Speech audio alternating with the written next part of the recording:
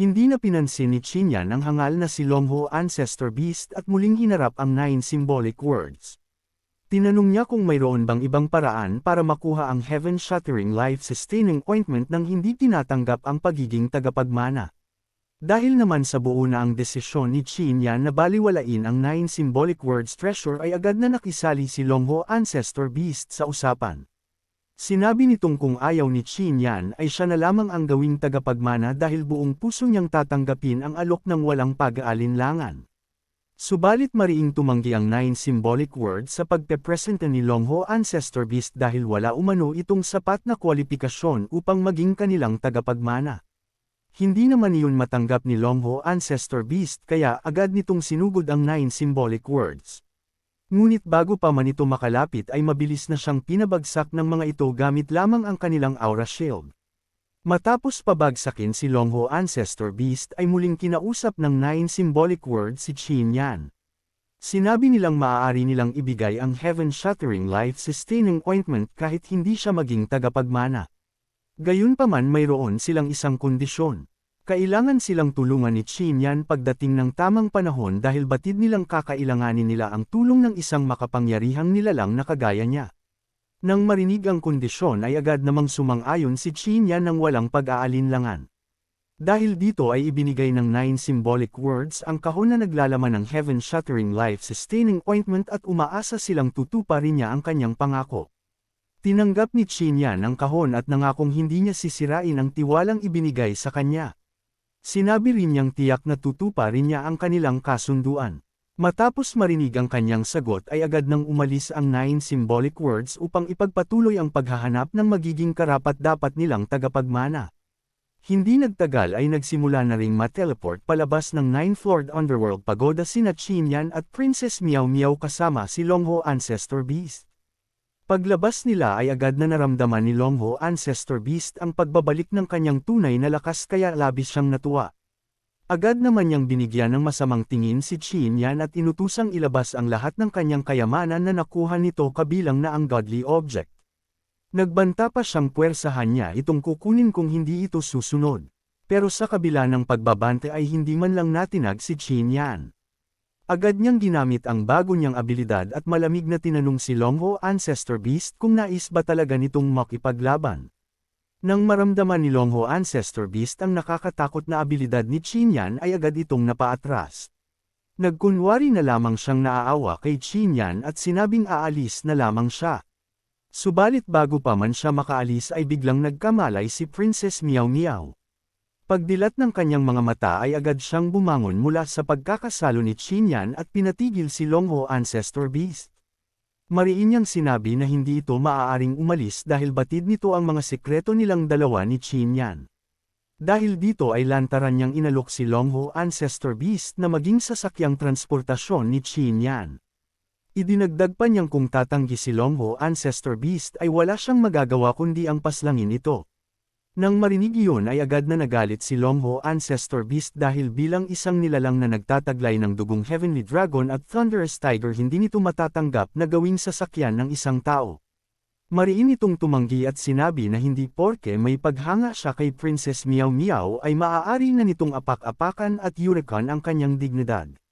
Pahabol pa niya na kung pipilitin siya ng prinsesa ay mas gugustuhin pa niyang makipaglaban hanggang kamatayan dahil halos magkapantay lamang naman ang kanilang lakas sa kasalukuyan.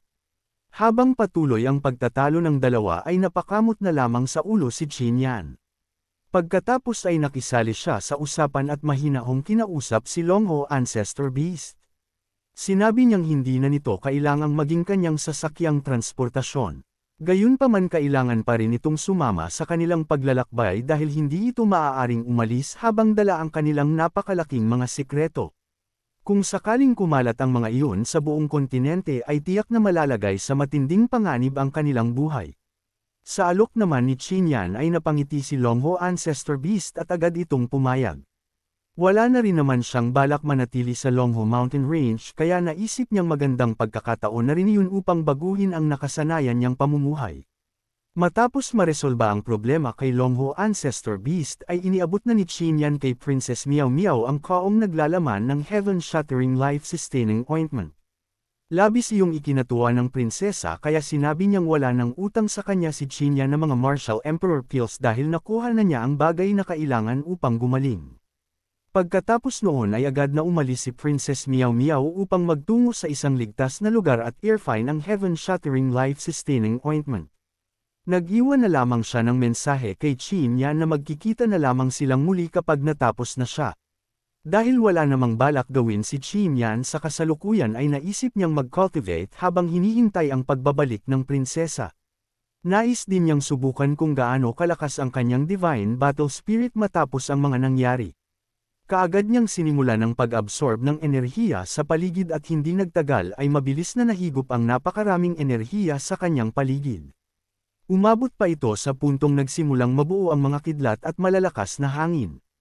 Nang makita ni Qingyan ang kakaibang pangyayaring iyon ay agad niyang napagtanto na isa pala itong rare phenomenon of wind and thunder. Dahil dito ay labis siyang natuwa sa kakayahan ng kanyang 7th grade Suan rank martial spirit. Sa isip-isip niya ay hindi na magiging mahirap para sa kanya ang pag-abot sa martial emperor realm. Sa tulong ng divine battle spirit ay nagsisimula na ring mabuo ang kanyang emperor core.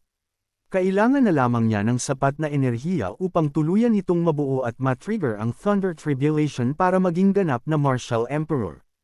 Naisip din niya na dahil sa napakabilis ng pagtaas ng kanyang cultivation ay kailangan na niyang palakasin ang kanyang katawan upang kayanin ang lakas na iyon.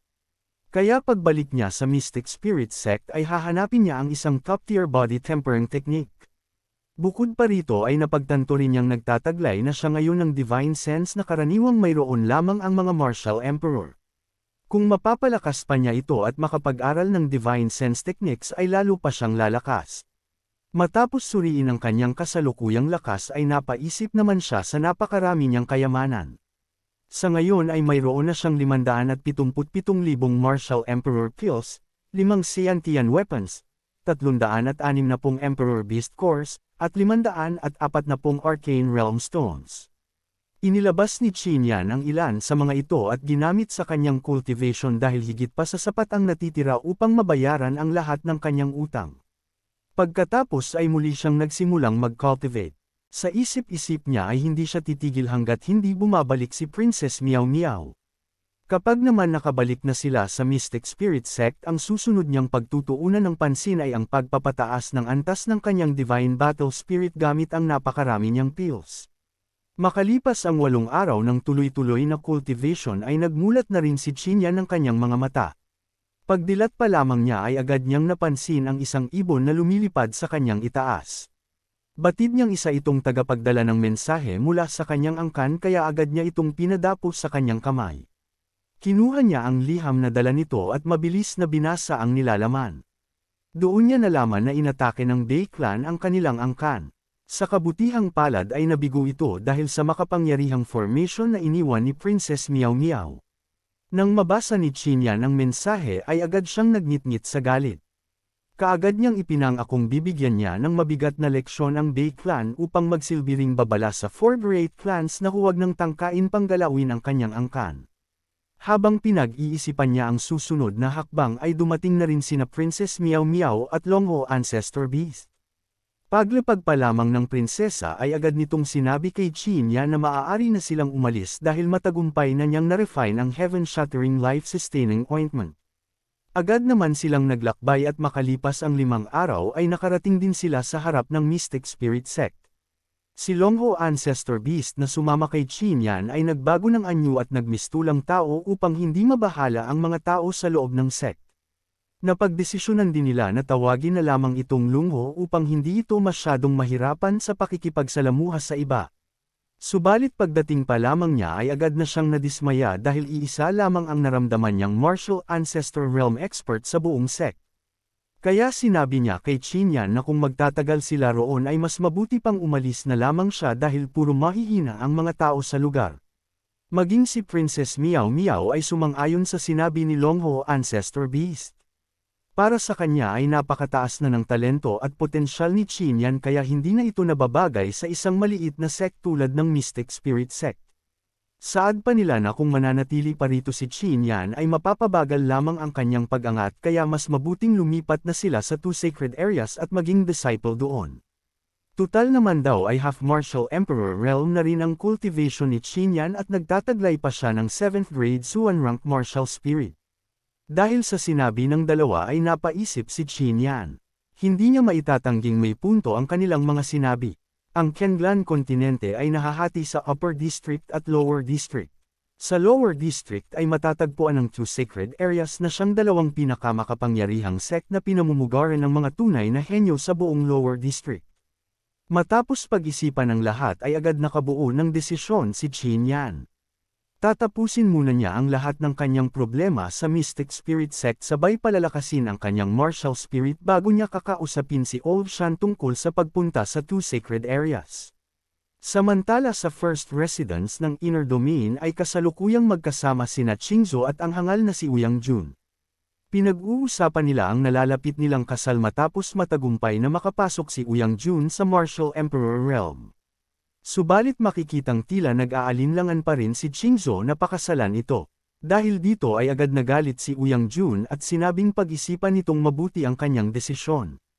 Idinagdag pa niya na sa mga susunod na araw ay magiging pag-aari na ng kanilang pamilya ang Mystic Spirit Sect sa oras na magtagumpay ang kanyang ama. Habang nag-uusap ang dalawa ay dumating si Lin Mo at ibinalitang nakabalik na si Qin Yan sa Mystic Spirit Sect. Nang marinig iyon ay agad na natuwa si Uyang Jun dahil tamang-tama ang pagdating ni Qin Yan gayong matagal na niya itong gustong turuan ng leksyon. Pagkapasok naman ni Qin Yan sa Mystic Spirit Sect ay dumiretso siya sa Hall of Fame at pagdating niya roon ay agad siyang sinalubong ng isang hangal na agresibo siyang tinanong kung siya ba ang gumawa ng misyon. Wala ng oras si Qin Yan para makipagtalo kaya agad niyang inilabas ang napakaraming Beast Core na kanyang nakuha. Nang makita ng hangal ang nagtatambakang Beast Core ay agad itong natigilan at baka sa mukha nito ang matinding pagkabigla.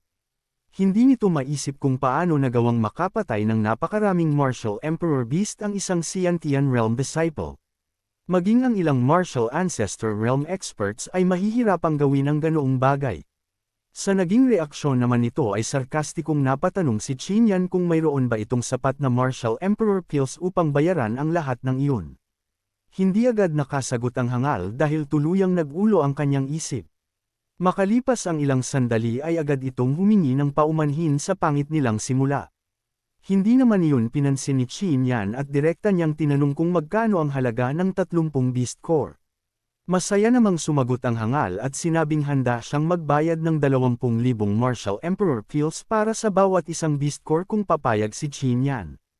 Hindi na tumutol si Qin Yan dahil higit pa iyon sa kanyang inaasahan.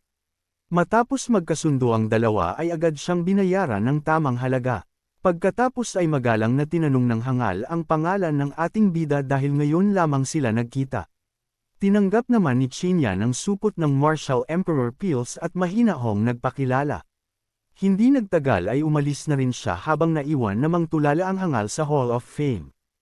Habang inaalala naman nito ang pangalan ng ating bida ay bigla niyang naalala kung sino talaga ito.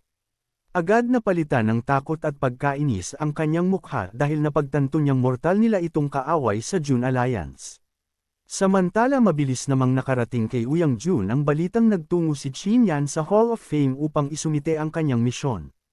Idinagdag pa ni Lin Mo na matapos makipagtransaksyon kay Ma Chen ay dumiretso si Qin Yan sa Treasure Vault upang ibenta ang iba pa niyang mga kayamanan. Nang marinig iyon ay agad nakaisip ng panibagong kalokohan si Uyang Jun. Inutusan niya ang isang mataas na opisyal ng Treasure Vault na pahirapan si Qin Yan upang wala itong mapala sa loob ng Treasure Vault. Ang ating bida na si Qin Yan ay mabilis na nakarating sa ikalawang palapag ng Treasure Vault. Wala siyang kamalay-malay na mayroon ng masamang balak si Uyang Jun laban sa kanya. Pagdating niya roon ay magalang siyang bumati sa Elder na nangangasiwa sa lugar at sinabi niyang nais niyang magbenta ng ilang martial skills at mystical weapons. Subalit hindi man lang siya pinansin ng Elder. Sa halip ay malamig nitong tinanong ang kanyang pangalan at ranggo sa Mystic Spirit Sect. Nagtaka si Qin Yan kung bakit kailangan pa nitong malaman ang mga iyon gayong wala namang kinalaman ang ganung impormasyon sa pagbebenta. Gayunpaman magalang pa rin siyang sumagot at ipinakilalang siya si Qin Yan na nakatira sa third residence ng Inner Domain. Sa sandaling marinig ng Elder ang kanyang pangalan ay biglang nagbago ang ekspresyon nito. Mula sa walang pakialam na mukha ay napalitan ito ng mapanghamak na tingin habang tila minamaliit siya. Kinumpirma pa nito ang kanyang pagkakakilanlan na para bang matagal na nitong hinihintay ang kanyang pagdating. Hindi na yun pinansin ni Qin Yan.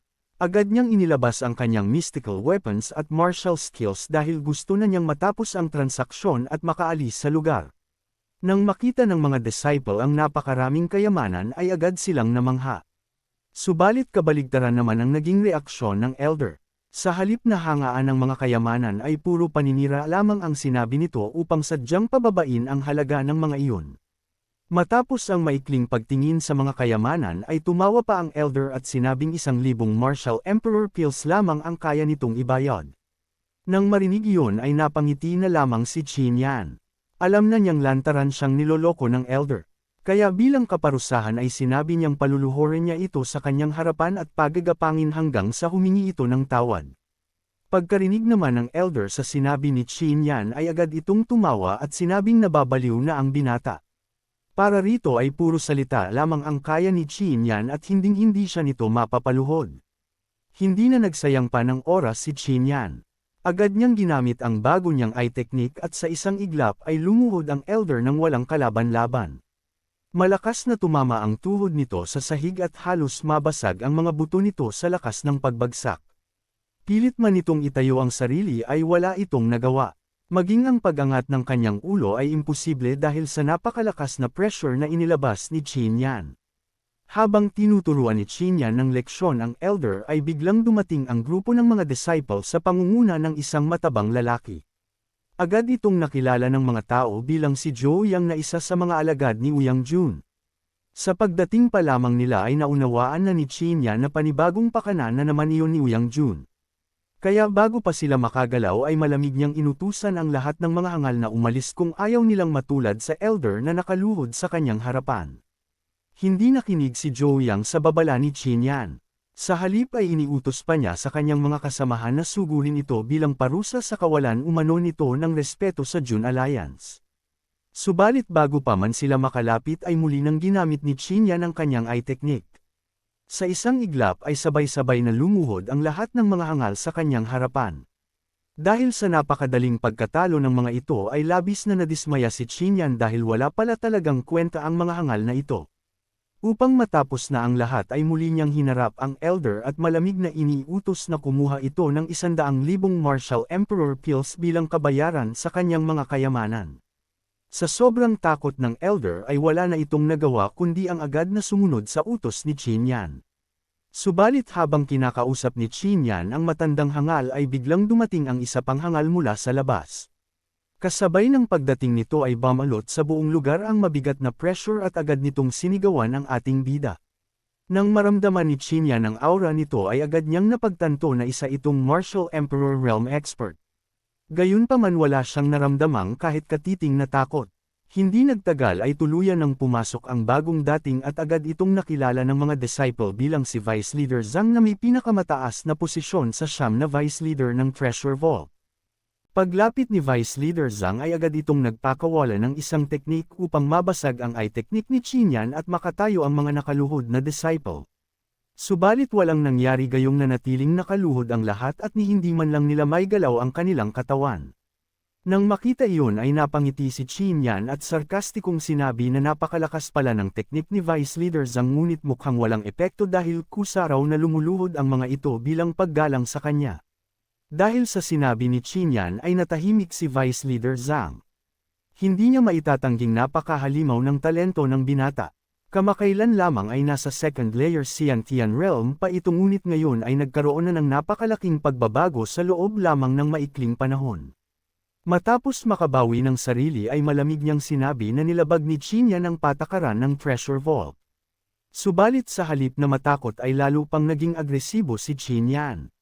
Direkta niyang sinabi na batid niyang si Uyang Jun ang nag-utos dito kaya wala nang saysay ang pagpapaligoy-ligoy nito. Idinagdag pa niyang wala siyang oras para sayangin sa mga hangal na kagaya nila. Pagkatapos magsalita ay inilabas ni Qin Yan ang Scarlet Fang Purple Dragon Badge at malamig niyang sinabi na kung ipagpapatuloy pa nila ang pag-aaksaya ng kanyang oras ay wala siyang magdadalawang isip na ipatawag ang Great Elder upang personal silang parusahan. Nang makita ni Vice Leader Zhang ang badge ay agad siyang nagulat. Akala niya ay matagal nang binawi ng Great Elder ang pagkilala kay Qin Yan matapos ang pag-atres nito sa laban nila kay Leng Feng. Dahil doon ay napilitan siyang magpakumbaba at inaming mali ang kanilang ginawa. Gayunpaman hindi pa rin siya sumuko at upang mapaalis si Qin Yan sa Treasure Vault ay agad siyang gumawa ng panibagong patakaran. Sinabi niyang kailangan munang umabot sa 3 milyong halaga ng kayamanan na ibebenta bago ito payagan na makipagtransaksyon sa ikalawang palapag. Nang marinig iyon ay natawa na lamang si Qin Yan. Alam niyang hindi pa rin tumitigil sa kahangalan si Vice Leader Zhang kaya nagpasya siyang turuan ito ng mas mabigat na leksyon. Bilang panimula ay itinaas niya ang isang Xiantian weapon at tinanong kung magkano ang halaga nito. Agad namang sumagot si Vice Leader Zhang na nagkakahalaga iyon ng 700,000 Martial Emperor Pills.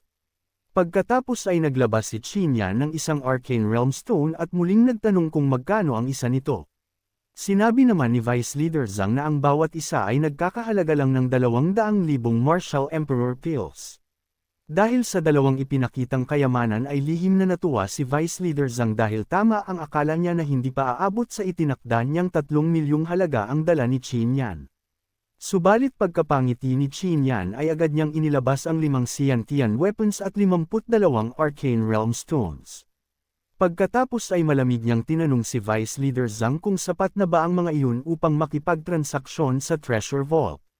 Nang makita ng mga disciple ang napakaraming kayamanan ay halos malaglag ang kanilang mga panga sa sobrang pagkabigla.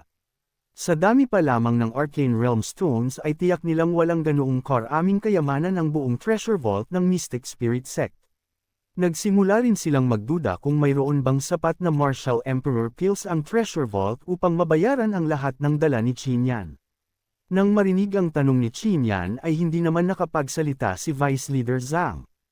Unti-unti lamang itong nanlumo habang nakatitig sa mga kayamanang nasa kanyang harapan.